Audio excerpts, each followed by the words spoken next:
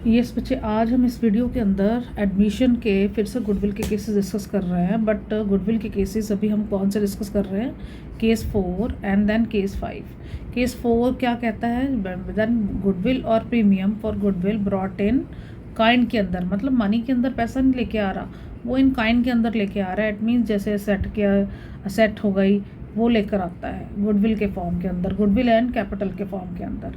और पांचवें केस को हम डिस्कस करेंगे when part of the premium for the goodwill is brought by incoming partner, यानी कि वो अपने गुडविल के हिस्से में से कुछ एक पेमेंट देता है, बाकी नहीं देता है, बाकी वो कितना बाद में देंगे। बट इस केसेस के अंदर हम कैसे करेंगे, तो इस वीडियो के अंदर मैं वो समझाने जा रही हूँ।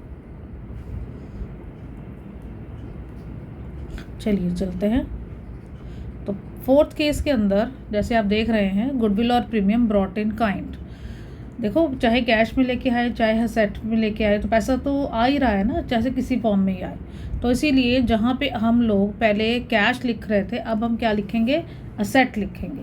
तो particular asset that means individually आपने नोट करनी है। जैसे स्टॉक होता है, मशीनरी है लेके आ रहा है, फर्नीचर लेके आ रहा है, बट एवर कुछ भी अगर क्वेश्चन में मेंशन है रिगार्डिंग द असेट, वो आप उसको डेबिट देंगे। देन आफ्टर दैट आपने to new partners capital account को क्रेडिट देना है, और प्रीमियम फॉर गुडविल को आपने क्या देना है? क्रेडिट देना है। दैट मीन्स ये जो असेट लेके आता है वो दो, दैट मीन्स कैपिटल और प्रीमियम फॉर गुडविल के केस के अंदर लेके आ रहा है। Then after that for crediting the partners capital account for goodwill, क्योंकि चाहे वो गुडविल कैश में लेके आए चाहे इन काइंड में लेके आए, ये पैसा अल्टीमेटली सेक्रीफाइस करने वाले पर्सनस के अकाउंट के अंदर जाना ही जाना होता है। तो इस केस में एंट्री वही सेम ही है हमारी, जो हम पीछे केसेस के अंदर करते आ रहे हैं। Premium for goodwill account debited to sacrificing partners capital और करंट अकाउंट, बट किस रेशो के अंदर? सेक्रीफाइजिंग रेशो के अंदर।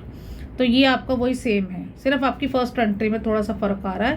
दैट मीन्स कैश की जगह पे हम उसको क्या लिख रहे हैं? कैपिटल लिख रहे हैं। अच्छा, अब इसके बाद अगर क्वेश्चन में इंटीमेशन होती है कि इसने गुडविल का पैसा विड्रॉ कर लिया, पूरा विड्रॉ किया या पार्शली विड्रॉ किया, तो इस केस के अंदर ये वाली एंट्री आपकी अटैच हो जाएगी। अदरवाइज पहली दो एंट्री के साथ ही क्वेश्चन ख़त्म हो जाता है। चलिए, अब इसके बाद हम इसके रिलेटेड एक क्वेश्चन ले रहे हैं। ये देखिए, क्वेश्चन में क्या है? एक्स एंड वाई दो पार्टनर्स हैं जिसमें 3:2 का रेशो चल रहा है। देखो, गुडविल का कोई भी केस आ जाए तो उसमें सबसे पहले तो सेक्रीफाइस रेशो का पता होना ज़रूरी है कि क्वेश्चन में गिवन है या नहीं है, नहीं तो वो निकालनी ज़रूरी होती है। देखिए, अब 3:2 का ओल्ड रेशो है, तो ये जेड एक नया पार्टनर एडमिट हुआ है, उसकी रेशो कितनी, उसका शेयर कितना है? 3/13। इसके बाद ये देखिए नया रेशो दे दिया इसने। इट मीन्स हमें सेक्रीफाइस कैलकुलेट करना पड़ेगा। तो आंसर स्टार्ट करते हैं साथ ही में। एक्स एंड देन वाई, इनका ओल्ड शेयर, ये आपका आ गया 3/5 एंड 2/5। जेड की एडमिशन हो रही है 3/13 शेयर के साथ, और अब नया रेशो आपको गिवन है, मैं उसको शेयर में ट्रांसफ़र कर रही हूँ। 5/10 13, 5/13, क्योंकि इसका टोटल जो है वो 13 आता है। तो देन 5/13 अगेन, और z का नया कितना है? 3/13। चलिए, फिर वही है, सेक्रीफाइस का फॉर्मूला लगाते हैं और इसको सॉल्व करते हैं। चलिए, sacrifice that is equal to old minus new. तो x का हो जाएगा, उसका पुराना शेयर है 3/5 माइनस 5/13। जब आप इसको एलसीएम वगैरह लेंगे तो ये आ जाएगा 14/65। ये कैलकुलेशन आप खुद कर सकते हैं। अब तो काफ़ी क्वेश्चन मैंने आपके साथ सॉल्व कर लिए हैं, और ये आंसर आता है पॉजिटिव में, तो इसीलिए बंदा सेक्रीफाइस करेगा। इस तरह से y का भी 2/5 माइनस 5/13, इट विल बिकम, ये आ जाएगा आपका 1/65, और ये भी बंदा क्या कर रहा है? सेक्रीफाइस। और अब अगर मैं यहाँ क्वेश्चन में सेक्रीफाइस रेशो देखूँ तो x और y की बन जाएगी, बेस ऑलरेडी सेम है यहाँ पे, तो 14:1 का हो जाएगा, राइट। यही मेन चाहिए था हमें। चलिए अब आगे, ये मैंने बेसिक चीज़ यहाँ कैलकुलेट कर ली। अब आगे देखते हैं क्वेश्चन में आगे क्या बोला जा रहा है। क्वेश्चन में हमें वो बोल रहा है कि वो लेकर आ रहा है, जेड ने कंट्रीब्यूट किया है following assets to his capital और share of premium for goodwill. यानी कि ये जो असेट्स आपको नीचे दिख रही हैं वो उसने कैपिटल और प्रीमियम फॉर गुडविल के केस के अंदर लेके आ रहा है। तो जिसमें वो स्टॉक लेके आया, डेटर लेके आया, 2 लाख का बिल्डिंग लेकर आया, लैंड लेकर आया, प्लांट एंड मशीनरी लेकर आया, इन सबको हम डेबिट देने जा रहे हैं। ये पहली एंट्री बनेगी इस केस में। और साथ में देखो जेड की ना जब एडमिशन हुई है आपको उसका शेयर नहीं दिया हुआ है, बट फॉर्म की गुडविल दे दी है। इसको हम यूज़ करेंगे so that we can find out the share of goodwill of the Z. चलिए शुरू करते हैं। जर्नल एंट्री पहले ही बनेगी। इसके अंदर आपकी बहुत जो असेट्स है वो सारी की सारी क्या होने जा रही हैं, डेबिट। चलिए मैं कर रही हूँ first entry, stock account debited with rupees 80,000, then debtor account debited। वो पूरी असेट्स जो मैंने अभी आपको पढ़वाई थी वो सारी की सारी अब हम डेबिट करने जा रहे हैं। 1,20,000, then land account debited,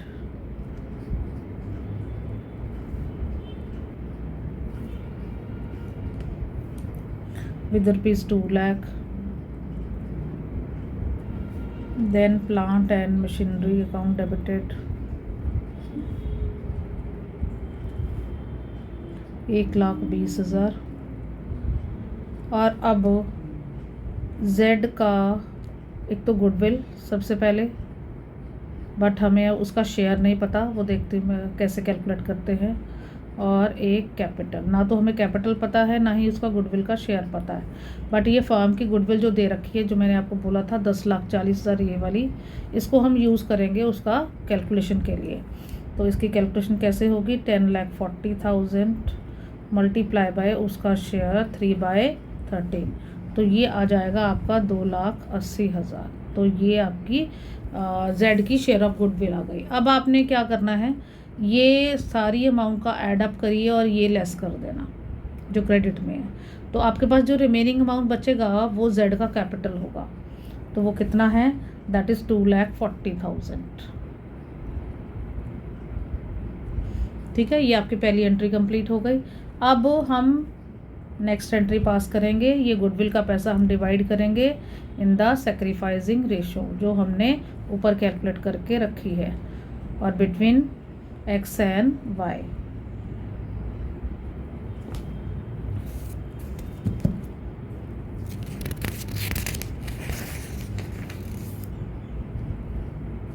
अब हमारी सेक्रीफाइस रेशो ऊपर थी 14:1 जो हमने वर्किंग नोट बनाया था। मैं एक बार दिखा देती हूँ आपको, ये देखिए दोबारा से, ये हमारी है सेक्रीफाइस रेशो, उसी को यूज़ करेंगे गुडविल को डिवाइड करने के लिए।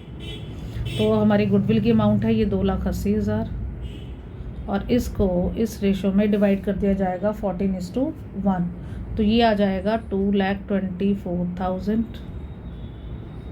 And then 16,000। तो ये डिवीजन हो गया। अच्छा, अब आगे क्वेश्चन एक बार फिर से रीड कर लेते हैं, कुछ है तो नहीं है। ये देखिए उसने एक लाइन और ऐड कर दी है, विड्रॉ, जो एक्स और वाई है वो विड्रॉ कर रहे हैं share of premium for goodwill. यानी कि जो उनके अकाउंट के अंदर पैसा ट्रांसफ़र किया था हमने गुडविल के रिगार्डिंग, वो पैसा वो विड्रॉ कर रहे हैं। तो इसीलिए एंट्री क्या बनेगी, X's capital account debited, Y's capital account debited to cash.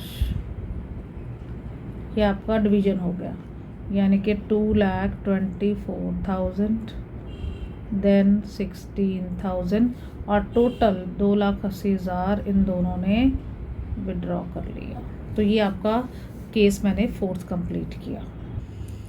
Okay बेटे, अब इस वीडियो के अंदर हम केस 5 डिस्कस करने जा रहे हैं, जिसके अंदर आपका when a part of premium for goodwill is brought by incoming partner, यानी कि वो अपनी टोटल अमाउंट जितनी उसकी शेयर ऑफ गुडविल की वो सारी नहीं लेके आता है पैसा, वो कुछ ही अमाउंट लेकर आता है। तो फिर बाकी अमाउंट का क्या करेंगे? ऐसे नहीं हम एंट्री नहीं डालते, इसके लिए हमें एंट्री डालनी पड़ती है। देखिए पहले जो वो पैसा लेकर आया उसकी एंट्री क्या होगी? बैंक अकाउंट डेबिटेड, जो अभी तक कर रहा है वो सेम है, ये partners capital and then premium for goodwill. उसी के साथ ये जो प्रीमियम फॉर गुडविल का पैसा है वो डिवाइड कर दिया जाएगा पार्टनर्स में। बट अब यहाँ पे एक चेंज है कि ये एडमिटेड पार्टनर्स करंट अकाउंट ये किसके साथ करना है? जितना उसने पैसा नहीं दिया, तो जितना उसने पैसा नहीं दिया उसके साथ इसको डेबिट करना पड़ेगा। ये हमारी एंट्री तभी कंप्लीट होगी। इसका मतलब है कि ये पैसा हम बाद में उससे ले लेंगे।